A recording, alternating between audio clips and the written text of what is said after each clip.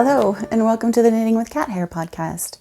My name is Nikki. I am also known as Knitting with Cat Hair on Instagram and Cat Hair Knitting on Ravelry. I'm coming to you from Sudbury, Ontario, Canada, which lies atop the traditional lands of the Tegamiching and Anishinaabe people, where I live with my partner, our 2 daughters, and our 5 cats. Hence the name of the podcast, as I'm always finding cat hair in my knitting. So a big warm welcome to all new viewers and a big welcome back to all returning viewers. I am so appreciative of the fact that you're taking time out of your busy day, no doubt, to spend with me and to learn all about my making and what I've been up to. So this is a mostly knitting podcast. However, sometimes I talk about some of the other crafts that I'm getting into, such as cross stitch, crochet, embroidery, spinning, those kinds of things. Today, I think, is going to be mostly, if not all, actually, knitting and crochet talk. I've been MIA for a little while. First off, I just want to thank all of those people who reached out to me to make sure that I was doing okay. And I'm not going to go into details, at least not at this point. I might do it at the end in life stuff. But basically, to summarize, we've been dealing with a bunch of life stresses. And when those things happen, I tend to withdraw from all social media pretty much. And and just... I don't know, try and deal with things. So that's what I was doing. And there was a period where I wasn't really knitting much. But I do have a finished object and a new start and an older project that I pulled out of hibernation to talk about. So don't worry, there'll be lots of crafting talk regardless. Okay, so first off, just one admin thing. I am still running a Jennifer Beale make-along over on Instagram. You can use the hashtag BealeAlong to follow along or to post your pictures of your works in progress or your finished projects. It started October 1st and it will run until the end of September, so September 30th of this year. So there's still plenty of time to join in. And all you have to do is make a pattern by Jennifer Beale and post pictures using the hashtag. So we've already had some finishes, which is amazing. And so I really highly encourage you to check out the hashtag.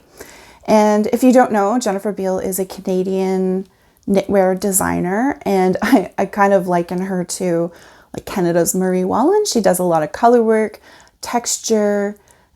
She's very well known for her innovative construction methods.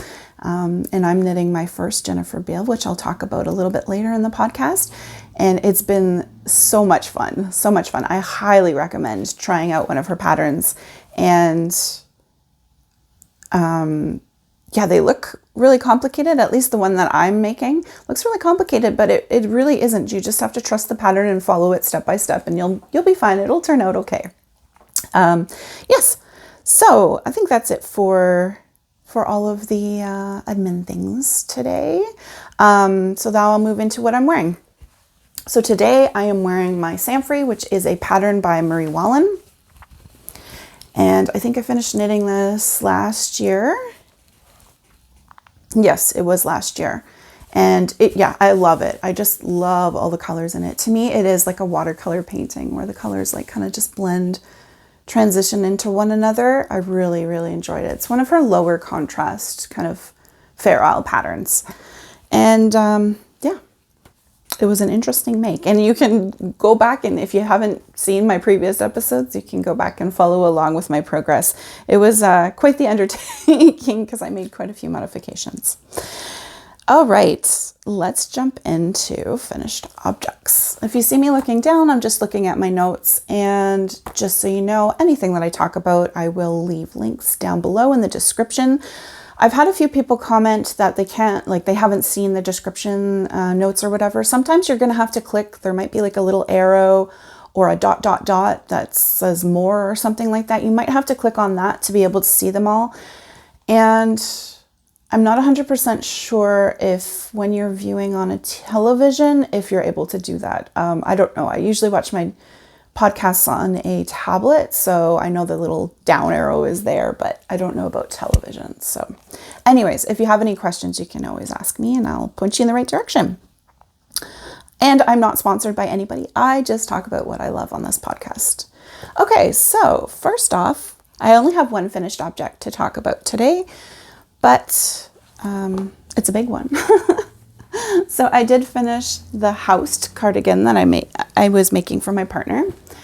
I'm calling it finished. It is technically not done because I haven't sewn the buttons on and I haven't finished the steek, but I've done all the knitting and I've cut the steek open. And so I haven't washed and blocked it either. So anyways, this is it.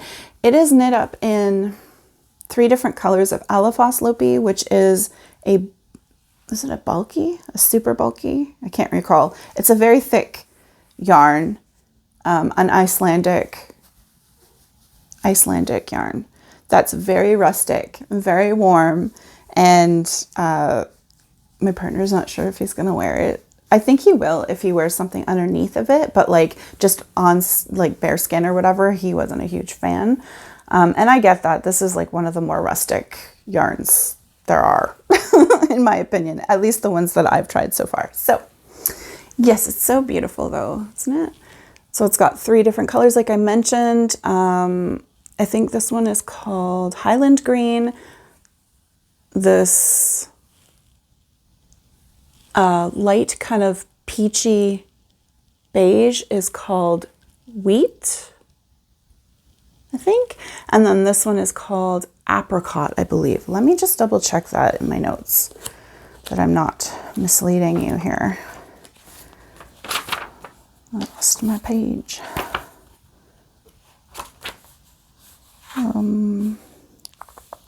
Amber, Wheat, and Highland. Yes, I got them all right. And it's a bulky weight. There we go. So yes, it was actually a fairly quick knit because of the gauge, right? It's like super thick yarn. So it knits up quite quickly. It is knit bottom up, I believe. Oh my gosh, now I forget. Yes, it is. It is, because I remember saying, and he didn't want the color work that's on the bottom. I'll pop in a picture of what the original design looks like so you can see, but there is some color work that's supposed to be along the bottom edge and along the sleeve cuffs. And he didn't want that. He just wanted it to be plain. So I remember being like, oh, I got to knit so much green before I get to the color work. But it did really go fast. So yeah, I'm really happy with it. And so for it's kind of curling in, but I can show you the button band. So for the button band, I've already marked out where my buttons are going to go. I have the buttons. I just, for whatever reason, these are the types of things that I kind of procrastinate on, are getting kind of like the little finishing touches done. I really love knitting, but then when it comes to the final details, I kind of slack. So I just have to sew the buttons on. But yeah, this one, I think I have more buttons on mine than the original called for, just to like, I don't know, space it out evenly, and I had enough buttons to do it. And then for the steek, so this is what my steek looks like on the inside. And I'm sorry if you don't know what steeking is. So basically steeking allows you to knit something in the round, and then, so for instance, a cardigan, and then you cut it up the middle. So you put in some extra stitches that are kind of like garbage stitches, like they're not part of the pattern really.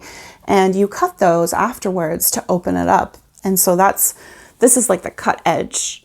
And to stop the yarn from unraveling, so I'm using a really woolly wool, Icelandic, rustic wool that really isn't going to go anywhere. But just to be sure, I did go ahead and needle felt all along the steek, just to make sure. So I think I did that. Did I do that before? I might have even cut it before. I'm trying to remember. So what happened was I was trying to pick up the stitches for the button band before I cut the steek. So while the garment was still in like one piece, and I was finding it really difficult to pick up the stitches for some reason. I can't remember why. Anyways, it was giving me a hard time, and I was like, oh, forget it. I'm just gonna steek already. I've never steeked a garment before. I have steeked a shawl one time before. And so this one, I was like, I'm not even going to sew it down. I know that the wool isn't going to go anywhere. I'm trusting that it's going to be okay. And I just took my scissors out and just went through it. I didn't record it, unfortunately, but yeah, I know there's lots of video footage out there of people cutting their steeks.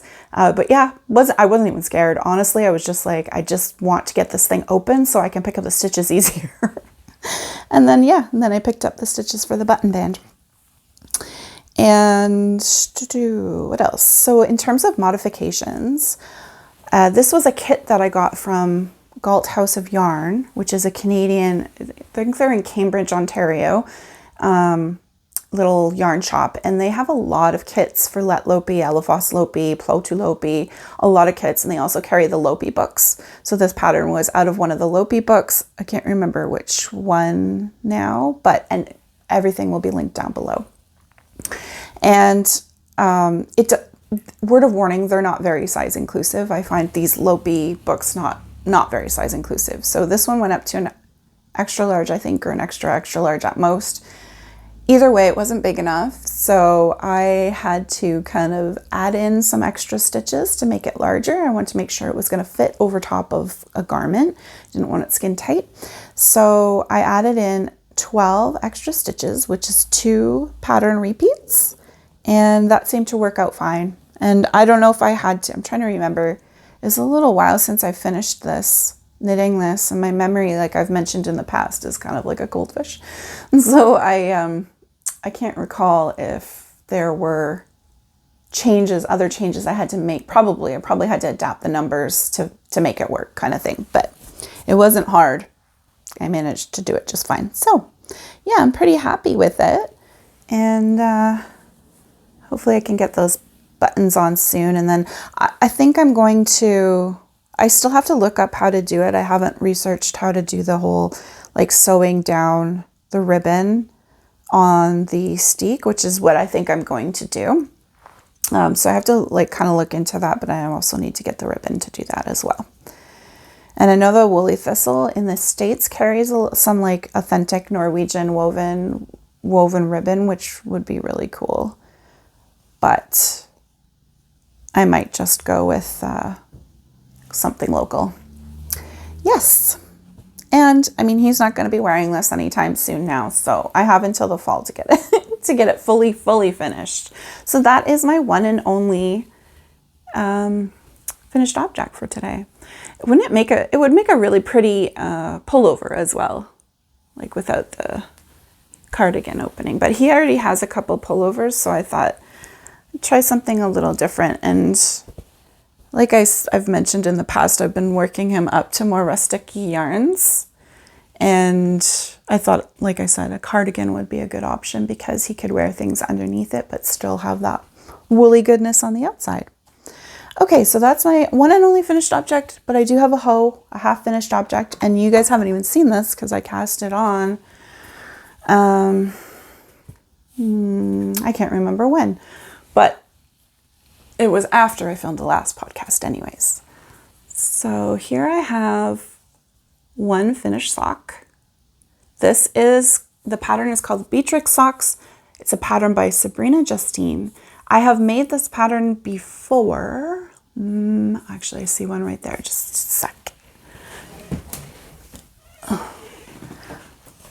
So I had made one before in the original Called For Yarns. This is the gray version, which truthfully I love actually way more. I think it's the subtle contrasts in the colors. But because I used the original Called For yarn, which is Garthenor Organic Snowdonia sock, something like that. It has no nylon in it. It's a high twist, but it ripped holes, and like, look at this. I gotta fix it. It's in the mending pile. It's a giant hole, and I've already fixed it once. I don't know if you can see the yellow on there. That's from mending. So I thought these are just gonna have to be house socks. I can't wear them out, and I have been. That's why they have holes. So I will knit another pair. Did I show you guys the right side? Yes. That is made out of sock yarn. So this is Virgolana Arvetta, which I've not knit with before. And here we go. It is 80% superwash merino wool, 20% nylon, it comes in 50-gram skeins, and I'm using the colors Sand. Here's the label. Sand, which is this really pretty like brownie beige, and dark red or deep red? Forget the name. Deep red. So these two, okay, it's showing up way brighter on screen. It's actually a much darker, really nice red. So it is kind of giving me a little bit of Christmas vibes. Just a little bit. But I really love like red and brown together. So yes, it's a colorwork sock, and because I've made them before, I did all the trial and error previously, so I knew what to do this time around. So for colorwork, I have to generally go up 2 needle sizes, as opposed to when there's non-color work. So actually I find all over color work easier to do than patterns that involve both, like color work and sections of non-color work, because especially if you're a beginner, I learned this lesson a little while ago, because your gauge can change. And not everyone's does. No, not everyone. I don't think my mom's does. She can use the same needle sizes for both, but I do. So I knit my color work quite a bit tighter than I do the non-color work. So hence the need to go up 2 needle sizes. So this time around, last time I think I used a US 3 for the color work, and I found there was quite a big difference. You could really tell. You can still kind of tell here. Okay, these haven't been washed though, or blocked yet. They're just on a blocker, but I haven't washed them, so they look a little wonky still. But I found that there was too much of a big difference. So this time, instead of using the US 3, I used a US 2.5, which is a 3mm for the color work. And then my standard US 1, 2.25mm for the non-color work. And I feel like that worked out a lot better. Yeah, and it's got this little, it's not a slip stitch heel, it's just like an alternating colors heel, which is really cute. Heel flap and gusset. And I think I did a Kitchener stitch toe. I can't remember if that's called for in the pattern or not. I kind of just like did my thing other than the color work pattern. But yeah, aren't they beautiful? I have a bunch of Filcolana Arvetta that I ordered a little while ago in all different colors, and I'm tempted to make some more. I have like gray and mustard, which I think would look really pretty together. And I have like a forest green and a brown, which would also be really nice. Anyways, highly recommend the pattern. It's super well written, and yeah, very happy with it. So that is my hoe. And oh, I made the size 2. So normally I would knit a size like 64 stitches, but I find with the color work I had to go up. So I went up to the next size, so which ended up being the size 2. And when I got down to the foot, so when I was doing the heel flap and gusset and decreasing, I went back down to my normal like 64 stitches to keep the foot tight. Yes, because I was worried with all that like non-color work, all that stockinette, that it was going to be too loose on my foot. So that's what I did, and I've just started the second one. I only have the cuff going. Yeah, very nice pattern.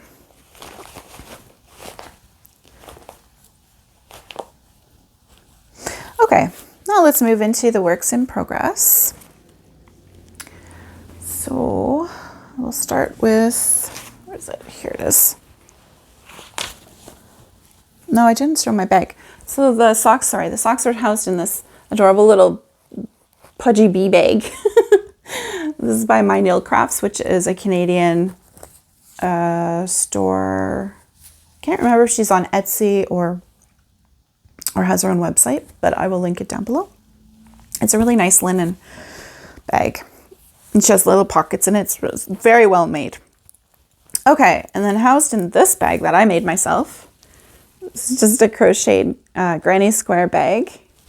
I think there's a pattern for it. Yeah, there is a pattern for it. It's called the Sunburst Sunflower bag or something like that. I'll put a link to it. And it is a free pattern. And basically you just make 13 granny squares and then seam them up in a particular order and fold it up and add some straps and there's your bag. You could also line it. I haven't lined mine, but you could do that too. So housed in here is my Stephenville crossing, which is a pattern by Jennifer Beale. It's the pattern that I'm making for our make along. So I got quite a bit done on it. I am knitting it up out of Lichen and Lace. I have a tag. Here we go. Lichen and Lace. This is yarn I bought quite a while ago, many years ago now. There's her tag, Lichen and Lace. And this is the colorway Linen. And it is a sock yarn. 80% superwash merino, 20% nylon, 100 grams, 365 yards. And yeah, the color is really pretty, but it's hand dyed. So there's definitely nuances. And maybe you can, I'm going to see if it shows up on camera because I can see it in person. But firstly, I finished the front wingspan. So this little progress keeper here shows you where I was last time I showed it. So then I knit down all the way down to the bottom there to finish the front wingspan. And then you turn it around and you pick up and you start knitting the back part. So now I am knitting the back wingspan. And I have about 20 more rows to go before I'm done. And then I think you join in the round. So right now I'm still knitting front and back. I hear a cat meowing. He wants in my daughter's bedroom, but she's not here. She's at school. And I'm off today. Anyways, yes, so it's this lovely kind of flowy bohemian type style of top that has lots of cables and lace in it. And it will look, I'm sure, even better when it's blocked. So, like I said, it's knit and hand-dyed yarn, so I typically would alternate skeins. But because of the construction of this one, you start off literally with just a little rectangular panel. You make that, and then you start like picking up stitches all kind of on different sides and like working off of that. So you're working in all different directions, and I just didn't want to have to deal with like skein management, managing 2 different skeins at the time. So I didn't. And so I am doing it now. So once I finished kind of that crazy part and then started the wingspans, I've now been alternating skeins. But I can see, can you see? A line right here where I started alternating. So I didn't alternate up here, started alternating here. And I don't know if it's showing up, but I can definitely see it in person because the skeins are lighter down below. So anyways, it's on the back, so I don't really care. For some reason, the front can't tell on the front. So it's all good. It's all good. No one will notice. The joys of working with hand-dyed yarns, eh? But anyways, yes, I'm very happy with it. And I don't know what else to say about this. Let's see my notes if I have anything. I'm using a US 5, 3.75 millimeter needles to knit it. And as I mentioned, it's interesting construction. You start with that little panel and you kind of pick up stitches and you're working in all different directions and you're like, how is this coming together? I didn't even know what I was making until all of a sudden it's like you realize you're doing the top shoulders. Basically, that's what you're doing. And yes, it all makes sense now. And now I think, like I said, I'm going to be joining in the round and then just doing the rest of the body. That will make sense to me. Yes, so that's, yeah, it's been really fun. Really, really fun. This is my first Jennifer Beale. I think I mentioned that, and it definitely won't be my last. All right, so next up we have, a pair of vanilla socks. So since the last time that I talked to you guys, I have now returned to an office setting 3 days of the week. So 3 days in and then 2 days at home. And I needed a project that I could bring to work with me that was simple enough to work on. So I just cast on a random, like, you know, vanilla 2 at a time pair of socks with some yarn that my partner got me for, I think it was for Mother's Day last year. He got me a yarn set of West Yorkshire spinners. It was a 3-pack. I think it was called like Birds of a Feather pack or something like that. So it came with, well, this color. It's a self-patterning one. And this color is called Kingfisher. And yes, it's got orange and teals and blues in it. He knows my favorite colors, turquoise and teals. And then it came with a solid color, teal. And then it came with a 3rd skein of another patterning one that was called Peacock, I believe. So it's like blues and greens. So anyways, this is what they look like. Knit up. Ooh. There's the patterning. Quite pretty. Stripes. Stripes with like little kind of speckle lines in between. So yeah, I've already turned the heels on these. I'm just doing a little slip stitch heel, flap and gusset, because I find that's what fits my feet the best. So my standard sock recipe is using a US 1 2.25 millimeter needle, casting on 64 stitches. This case I did, it looks like maybe 10 rounds of 1x1 ribbing. Sometimes I mix it up and do like 2x2, or sometimes I'll do like a twisted rib, 1x1 twisted rib. And then a heel flap and gusset and a Kitchener stitch toe. So that's kind of my go-to recipe. And I have it memorized, so it's really easy to work on. So that's it for my 2 at a time vanilla socks. And this is my first time working with West Yorkshire Spinners yarn. I don't have the label. Do I have the label? No, I don't. I can't remember what it is. I don't think it's merino. It's definitely much more rustic feeling. I think it's a superwash yarn though. I can't remember. It might be BF, like Blue Face Leicester. Not sure. Anyways, it's a fun knit. I like to have a pair of socks going pretty much at all times. It takes me a long time usually to finish them, but in this case, I have 2 pairs of socks going. I don't know what possessed me to cast on 2 pairs. Okay, next up, I picked up a few of my crochet patterns, started working on them again. So I've been doing some work on my Battenburg Blanket, which is a pattern by Sandra Paul. I have tons of ends to weave in. But yeah, my blanket's growing. It's so fun. This one is great when I just need a splash of color. I love adding new colors to it. So this is all scraps. Mostly, they're all superwash, I know that. There's some singles, some sock yarn. Yes, singles and sock yarn. They're all fingering weight.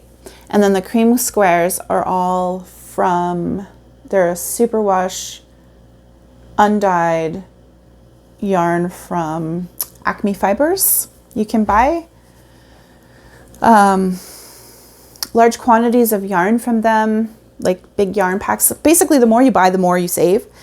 They kind of specialize in selling the undyed yarns to people to be able to dye them yourself. So these ones I just left undyed, but I have done some dyeing, and I've shown that I think the last few years I've been doing some natural dyeing on some of the skeins, just experimenting. So yeah, this is really fun. Really, really fun. And I used a 3mm crochet hook to make my squares. And my squares are, I think they're a little bigger than Sandra Paul's. I think they're 1 round bigger. So I have 4 rounds for mine. And I think hers are only 3. They were like littler squares. So that's it for my Battenburg. Okay, and then I did some work on my other crocheted blanket, which is just a granny square blanket. I'm kind of adding squares haphazardly here, so they're like, it's not really blanket shaped yet, but I think the length is how long I want it. So I don't know, longer term viewers or people who have seen this before might know that I had this really bright pink in there at one point, and I was like looking at it and I'm like, no, that it's just not going with the other colors. It was too bright. So I went back and I took out all the pink and I replaced it with this kind of rust color. I think it's called Copper Kettle. Almost all of these yarns are from Sandra Yarn Co., a Canadian hand dyer. The majority of them are the Sunday morning DK, with the exception of that Copper Kettle, which they didn't have it in the DK, so I bought the 4-ply and I'm holding it double. And then this green here, this darker teal, that is a Georgian Bay Fiber Co. yarn, which sadly is no longer dyeing. She was a local hand dyer here in Sudbury. She had beautiful blue face Leicester yarn that I was like head over heels with, and sadly she closed her store during COVID, or closed her business. So the Sunday morning DK and the 4-ply are all, I think they're 75% blue face Leicester BFL and 25% Masham. And then the Georgian Bay Fiber Co. yarn was 100% blue face Leicester. I love blue face Leicester. So delightful. So yeah, there's like 15 different colors in this blanket, and I've mentioned this in the past, but I modeled the colors. I did not choose all of these colors myself. I modeled it after a Green Letter Day blanket kit that they had. They do like superwash yarns, and I knew that I didn't want that for my blanket. I wanted it to be 100% non-superwash, which is my preference, and so soft, really nice. I'm really happy with that. And because I think when I'm stressed or I'm not feeling well, there's been some periods lately where I haven't been physically feeling well. I find the changes in seasons, especially drastic changes in temperature and pressure and stuff, really affect my sinuses and can knock me right out. And so I've spoken about this in the past, but when that happens, I tend to reach for crochet. For some reason, the movements or something about it is very comforting to me, and it's just what I go to when I'm not feeling well. So yeah, that's why I've been working on these blankets so much, and I've gotten quite a bit done. I think I only had maybe 6 squares last time I showed this one. Cats are fighting. Play fighting. Okay, 2 more projects to talk about.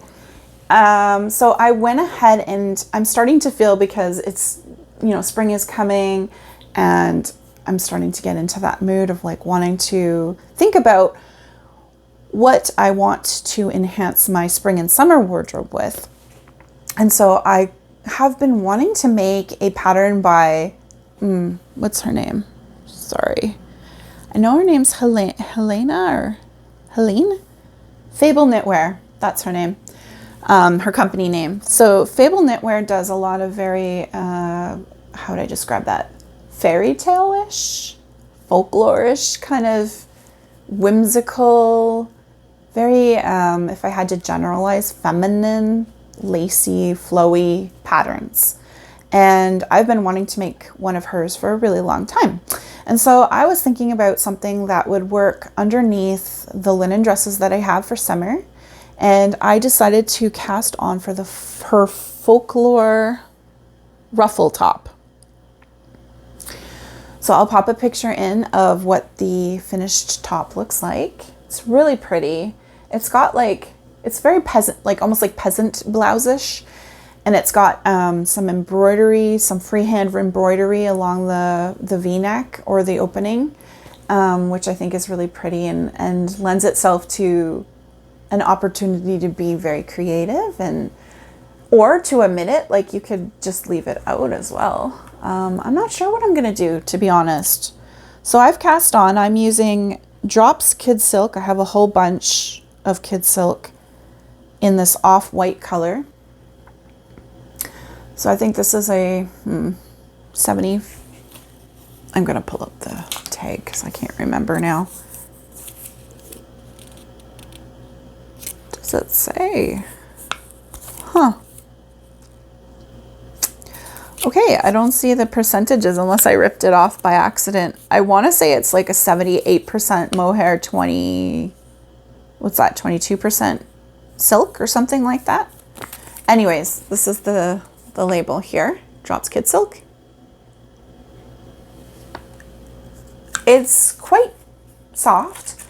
I haven't, to be honest, I haven't used that many different mohairs, so I'm not noticing anything wrong with it. I've heard some people say, because it is like, in terms of mohair, it is one of the more affordable options. I've heard some people say that it really sheds a lot.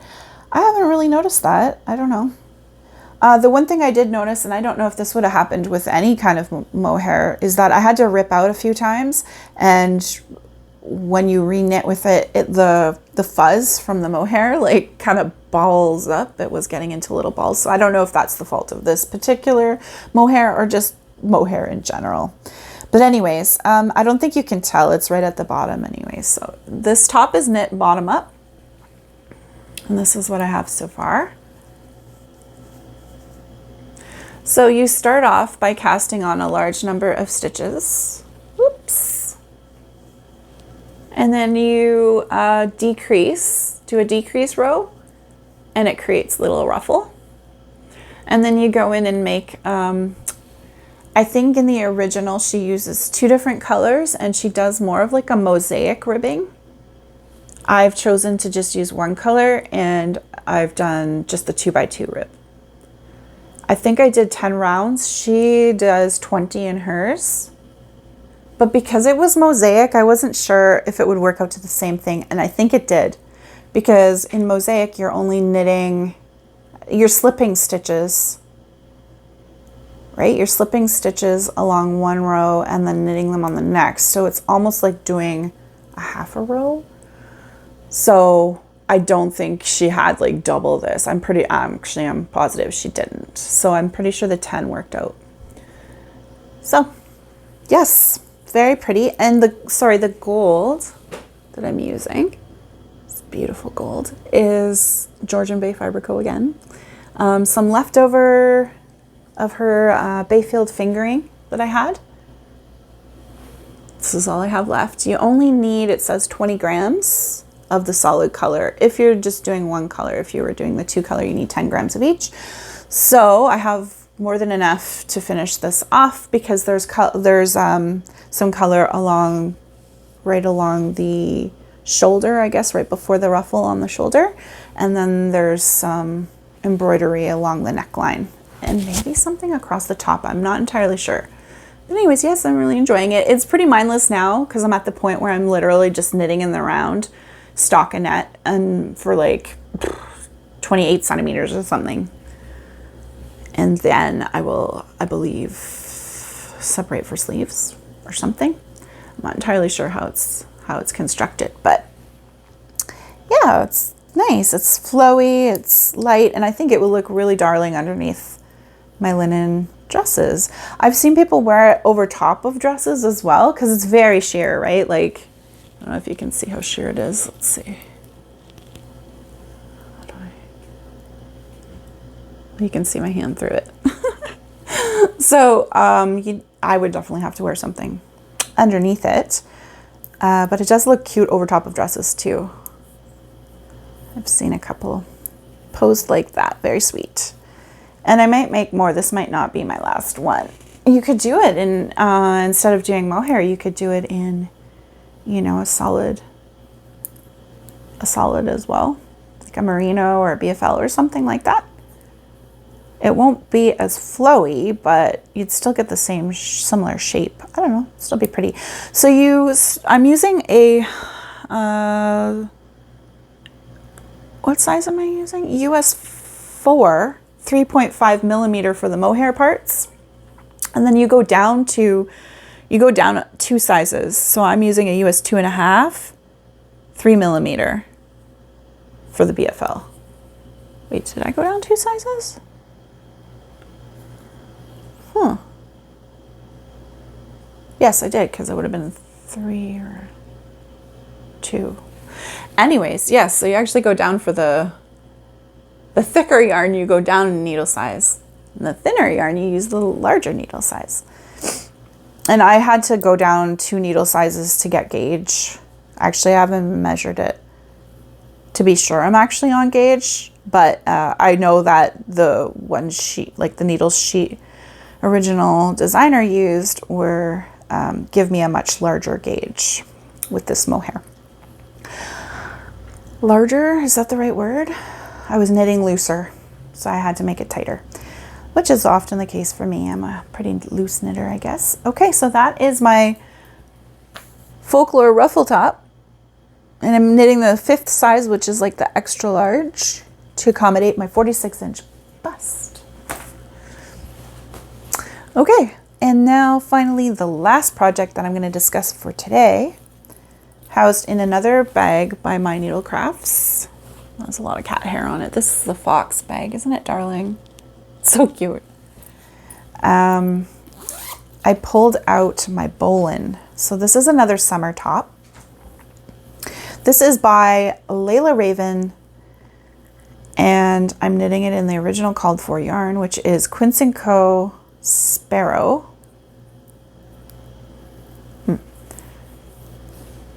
And I just want to make sure I'm showing you the right side. That's this way here.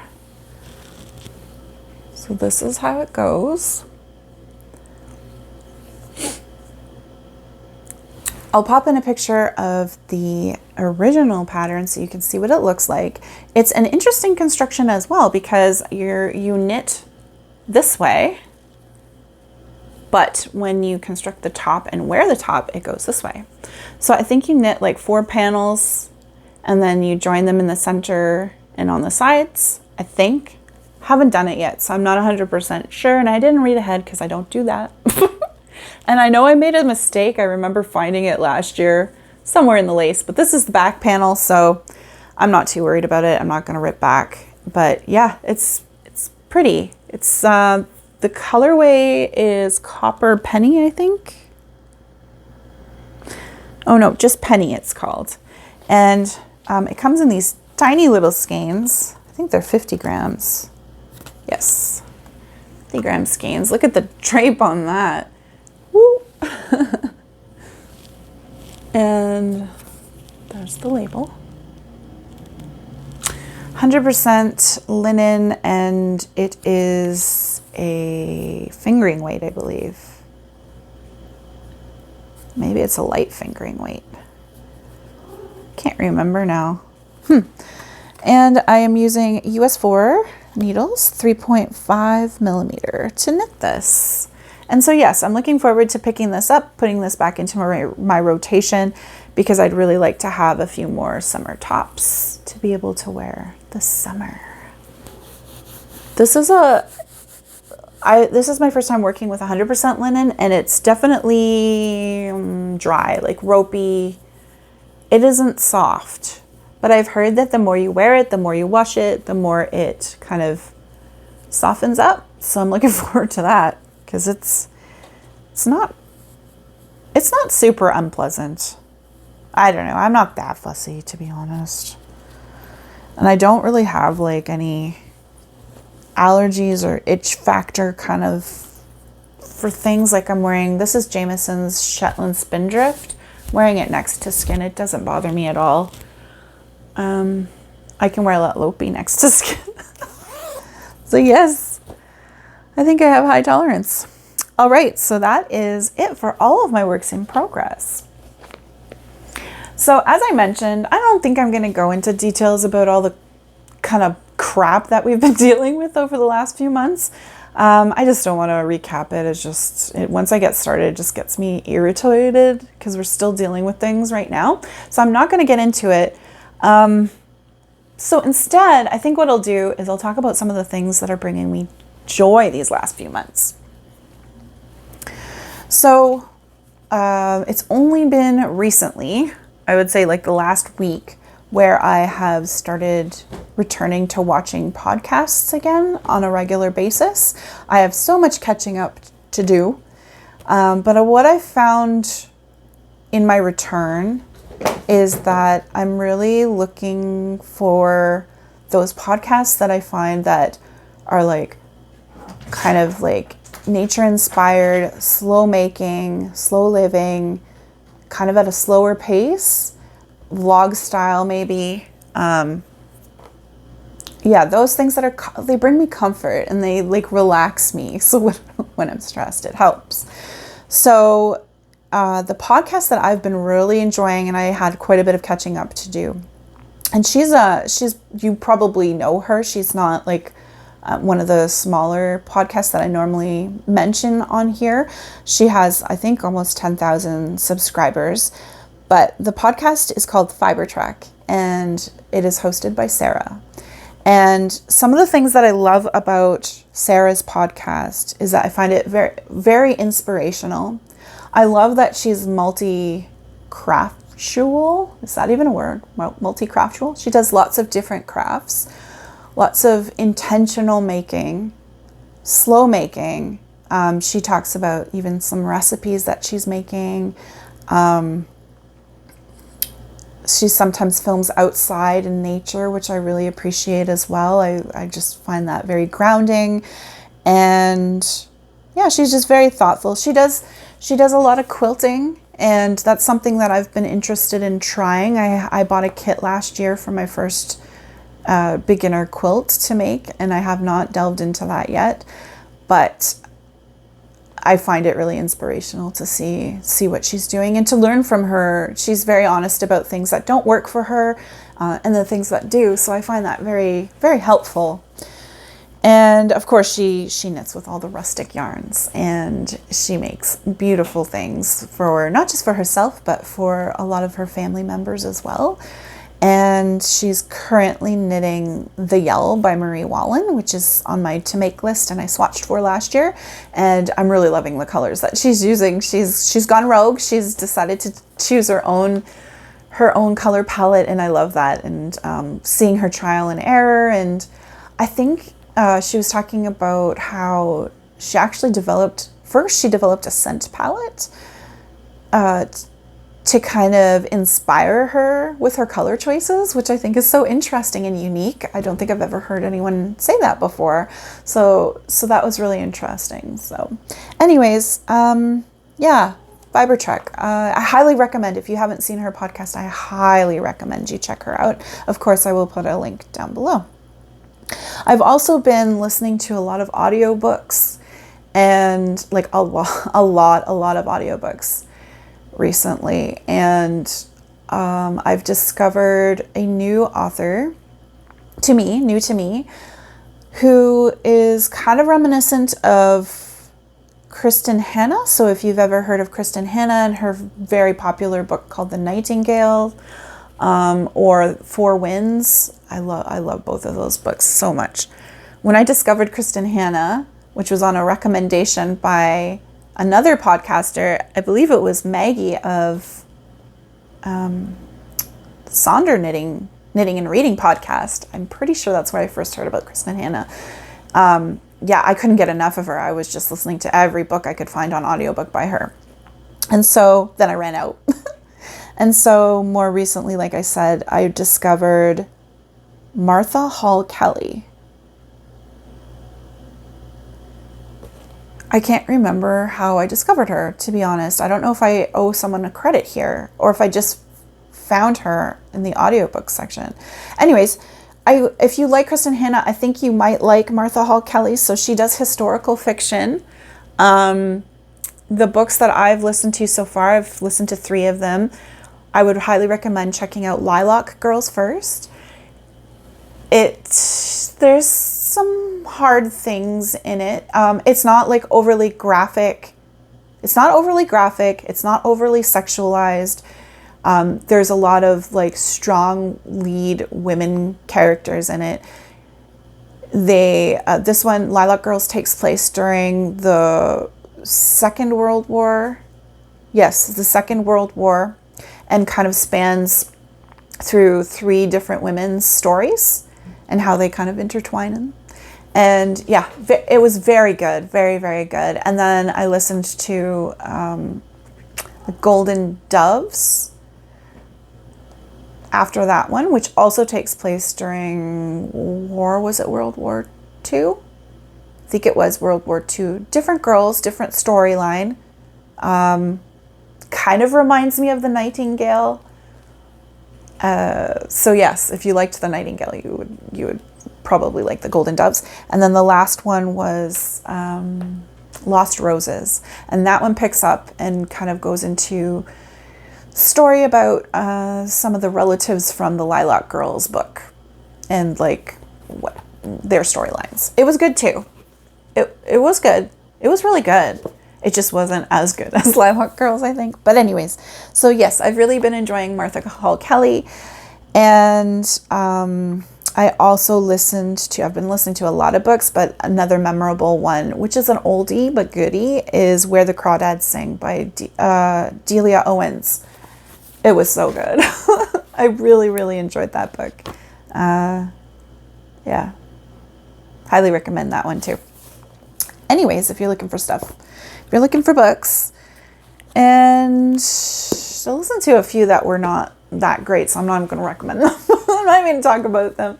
But yes, I've been very busy with listening to books and finally getting back into watching podcasts, kind of easing back into it, and returning to social media. I had been off pretty much Instagram. I'd pop in here and there, give a few likes when I saw something, but like, I don't know.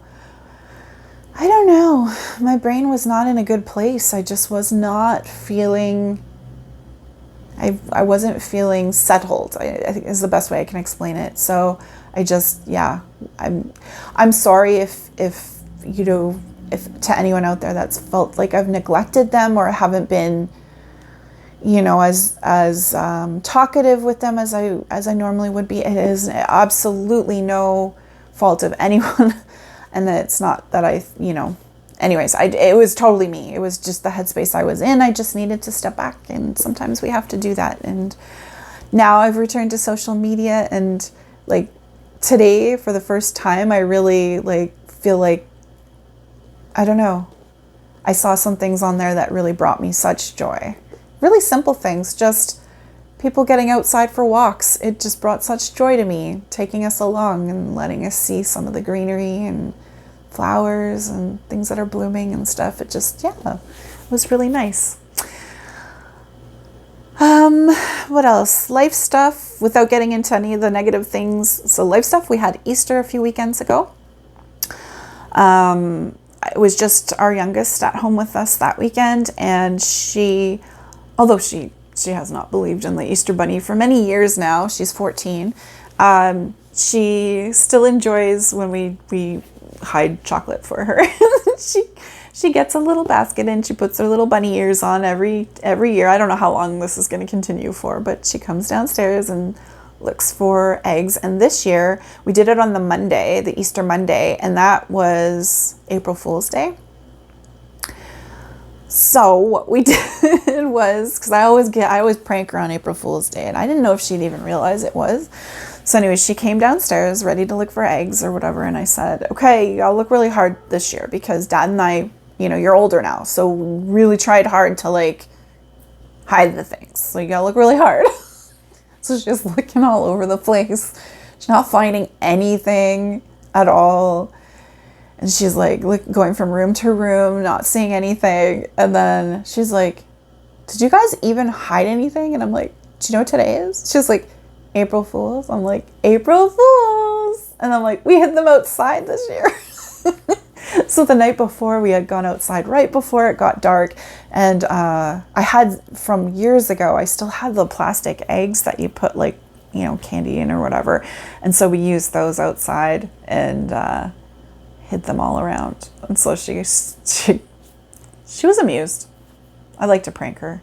She pretends like it's irritating to her, but she always reminisces about them.